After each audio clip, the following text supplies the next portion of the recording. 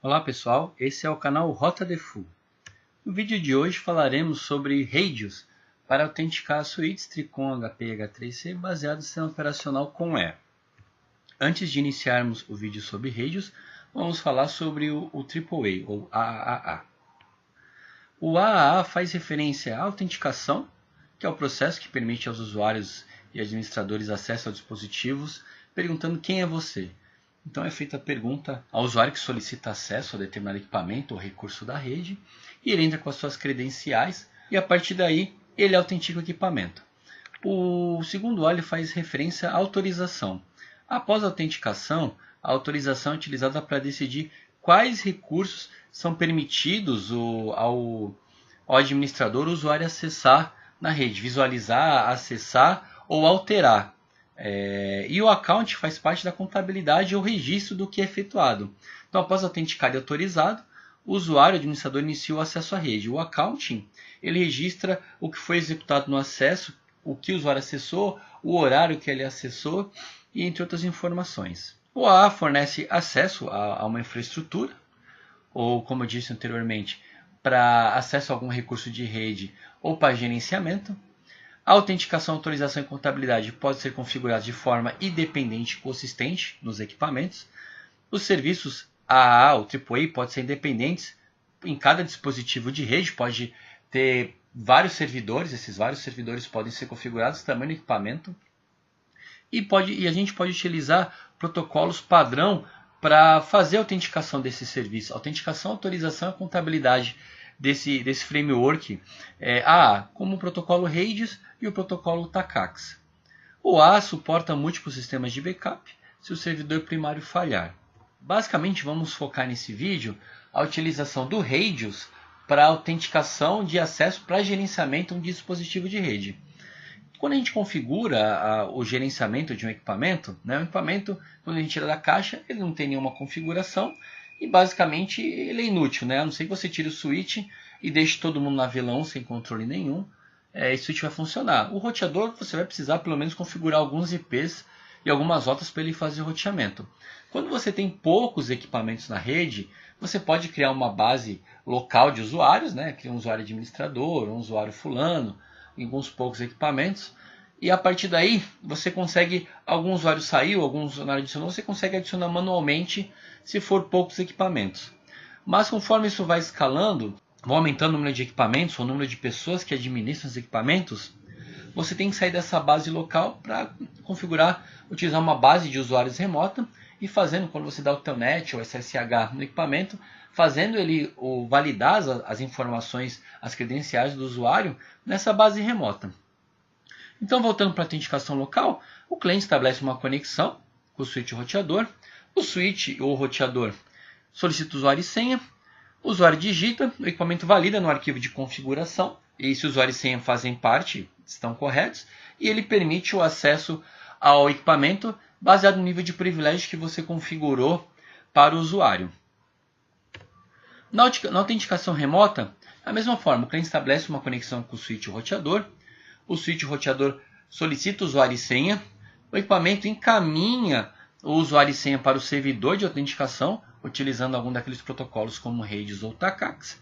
E o servidor de autenticação autentica o usuário, utilizando sua base de usuários e devolve a resposta de sucesso ou de que o usuário não está na base para o switch ou o roteador. A utilização de base local não é muito escalável. Um servidor de autenticação pode gerenciar toda a rede, então eu posso ter dezenas, centenas de equipamentos e o servidor de autenticação pode utilizar uma outra base de usuários. Então, por exemplo, uma base LDAP. Eu consigo num servidor RAIDs, num servidor de TACAX, utilizar uma base já configurada anteriormente para outros serviços da rede. O framework AA permite o controle da validade das credenciais, direito de acesso e auditoria. Os principais protocolos utilizados no framework são o RAIDs e o TACAX. E uma vez que o administrador insiste em trocar a senha de sua credencial, basta fazer a troca no servidor de autenticação, ao invés de todos os equipamentos da rede. O mesmo vale para a remoção de credenciais de ex-funcionários e a adição de novos colaboradores. Falando especificamente do RAIDs, o foco aqui é utilizar o RAIDs para autenticar os usuários para administrar o switch ou o roteador. O Radius é um protocolo de rede no modelo cliente-servidor. Ele utiliza a UDP para troca de mensagens. O protocolo fornece gerenciamento da autenticação, autorização e account para os usuários que se conectam e utilizam serviços de rede. O Radius ele utiliza o processo de autenticação e autorização no mesmo processo, ao invés de outros protocolos como o TACACS, que fazem de forma independente esse processo. Um dos principais objetivos do Radius é prover a interoperabilidade e flexibilidade entre equipamentos de diferentes fabricantes. É um protocolo UDP de pergunta e resposta e é utilizado por todos os fabricantes de rede. Não é um protocolo proprietário. Você consegue utilizar serviços subir um servidor Radius com FreeRadius, por exemplo, num servidor Linux ou uma base pequena no servidor Windows e assim por diante. Então, o modelo de configuração nos switches e roteadores baseados no ConAir, você configura o Radius Scheme, depois configura o domínio e depois, a partir desse domínio, você vai decidir se faz autenticação em quais serviços. Por exemplo, ETY para acesso SSH ao Telnet, console, se você precisar autenticar a porta do equipamento, como 802.1x, etc.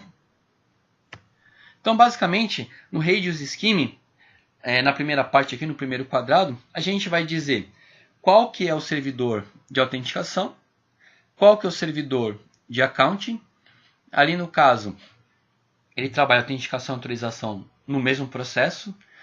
Eu posso definir, caso o servidor, ali ele está usando a porta mesmo, 1645. Se caso use uma porta específica, eu posso trocar essa porta. No Key Authentication e no Key Account, eu coloco a chave que vai ser trocada entre a chave de autenticação, né, entre o servidor e o roteador.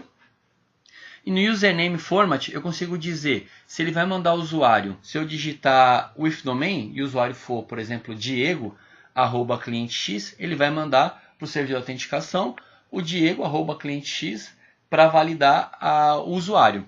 Caso seja without domain, ele manda o usuário sem o arroba, o nome do domínio. Então, na hora de montar o Radius Scheme, é bom definir como vai ser o modo de autenticação, com ou sem o domínio, com o seu domínio após o nome do usuário. Dentro da configuração de domain, no cliente X, eu posso dizer ali que a autenticação vai ser para o login, utilizando o Radius Scheme cliente X.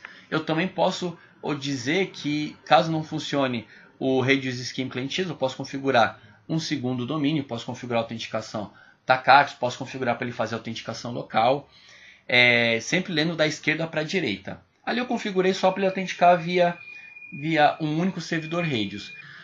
No Domain Default Enable Client X, ali eu estou dizendo que para todos os processos de autenticação das interfaces, VTY, o acesso web, o acesso via console, se tiver configurado o Authentication Mode Scheme, ele vai usar o Domain Client X, as configurações do Domain Client X para autenticar.